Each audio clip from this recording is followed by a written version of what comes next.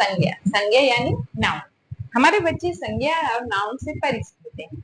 कुछ कुछ बच्चे कंफ्यूज हो जाते हैं, लेकिन जब उन्हें याद दिलाते हैं तो वो अच्छे से याद कर लेते हैं। संज्ञा, संज्ञा का मतलब ही होता है कि नाम, किसी भी चीज का नाम को हम संज्ञा बोलते हैं। या तो वो किसी व्यक्ति का नाम हो सकता है, कोई वस्तु का नाम से हो सकता है, कोई स्थान का नाम हो सकता है। अब जब हम बच्चे को बोलते हैं स्थान, तो वो समझ में नहीं कि स्थान का मतलब क्या होता है, यानी कि जगह।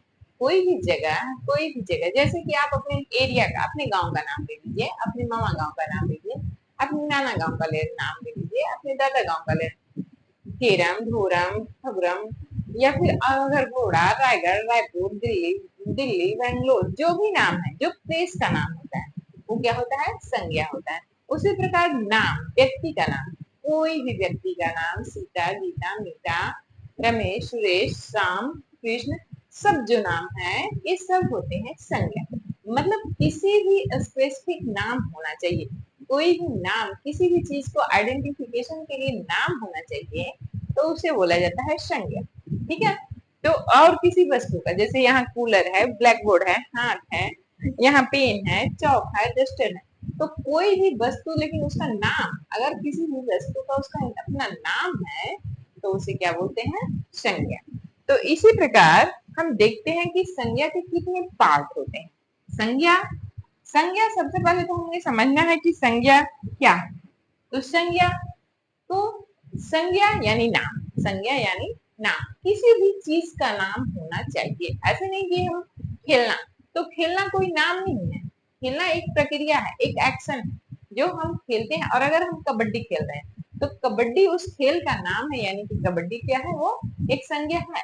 क्रिकेट एक संज्ञा है, लेकिन जो खेलना है वो एक एक्शन है। तो खेलना क्या है, कोई नाम नहीं है, खेलना एक एक्टिविटी है, एक एक्शन है, तो वो संज्ञा नहीं होता है। उसी प्रकार मैं, तो मैं मतलब कि सारे मैं मतलब सब लोग अपने आप को रिप्रेजेंट करेंगे मैं से। तो जब सब लोग अपने आप को रिप्रेजेंट मैं से करेंगे, तो मैं संज्ञा नहीं होता है, मैं क्या होता है, सर्वनाम। उसी प्रकार हम देखते हैं कि संज्ञा के पार्ट कितने होते हैं।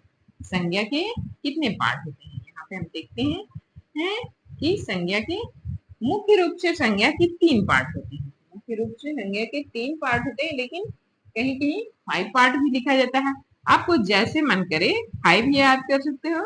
पहला है व्यक्ति वाचक, व्यक्तिवाचक। दूसरा है जातिवाचक, और तीसरा है भाववाचक।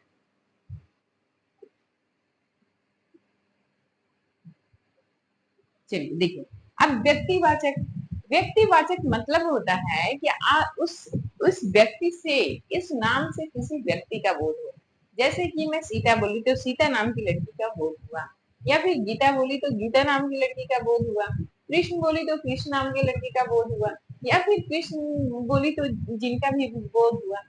तो जिस नाम को, जैसे मैं टाइगर बोली, तो टाइगर बोलने से क्या होता है, टाइगर की पूरी जाति का नाम है, तो टाइगर बोलने से टाइगर जातिवाचक संज्ञा में आ जाएगा। पेड़ बोली तो पेड़ क्या होगा, वो जातिवाचक हो जाएगा वो। लेकिन जब हम घर घोड़ा बोले, या फिर हम रायगढ़ बोले, तो एक स्पेशल नाम बोले, एक स्पेशल प्लेस का नाम बोले, तो जब स्पेशल प्लेस का नाम आइडेंटिफाई करने के लिए बोला जाता है, एक स्पेशल जगह का नाम, तो उसे क्या बोलते हैं, व्यक्तिवाचक संज्ञा। यानी कि यहाँ पे हम राम लिख सकते हैं, गीता लिख सकते हैं, कुछ भी आप लिख सकते हो, घर घोड़ा लिख सकते हो,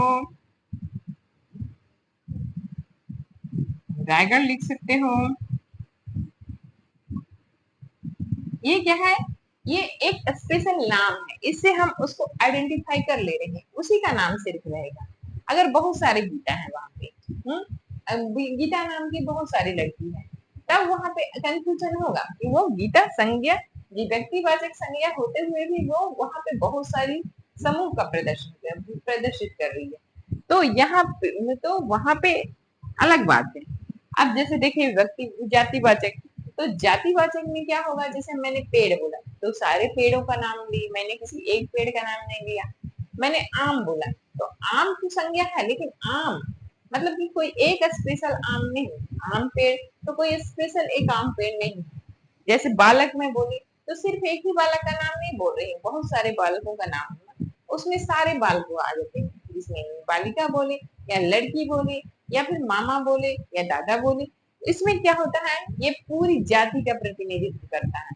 जब पूरी जाति का प्रतिनिधित्व करता है तो उसे क्या बोलते हैं, जातिवाचक। जैसे मामा, बाल, बालिका,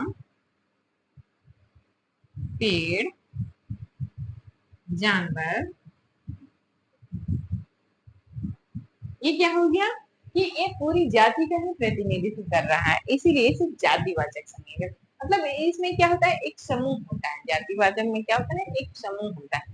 और भाव, भाव में क्या हो जाता है, हमारी भावना को प्रदर्शित कर, जो हमारे अंदर भाव प्रकट होता है। जैसे बचपन, बचपन का भाव, बुढ़ापा, प्रेम। इस प्रकार जो हमारे अंदर जो भाव प्रकट होता है, दुखी, गर्व, दया, भाववाचक। भाव मतलब जो हम, जिसे हम देख नहीं सकते, जिसे हम देख नहीं सकते लेकिन उसे नाम देते हैं। जैसे बचपन, बचपन का भाव प्रकट हो रहा है, बुढ़ापे का भाव प्रकट हो, वो बचपना है उसमें, अभी उसमें बुढ़ापा आ गया है। वो प्रेम का भाव प्रकट हो रहा है। तो जो भाववाचक होता है वो भाव को प्रदर्शित करता है। तो भाववाचक है, जातिवाचक और व्यक्तिवाचक, मुख्य रूप से ये तीन संज्ञा के टाइप्स होते हैं। अगर हम ये जातिवाचक को देखें तो जातिवाचक के दो टाइप्स और हो जाते हैं, उसके दो टाइप्स और हो जाते हैं। क्या होते हैं, इसी में इसी के जातिवाचक को ही दो और अलग पार्ट में डिवाइड कर दिया गया है। एक है समूहवाचक और दूसरा है द्रव्यवाचक। समूहवाचक और द्रव्यवाचक, उसे हम अगली बार पढ़ेंगे। ठीक है।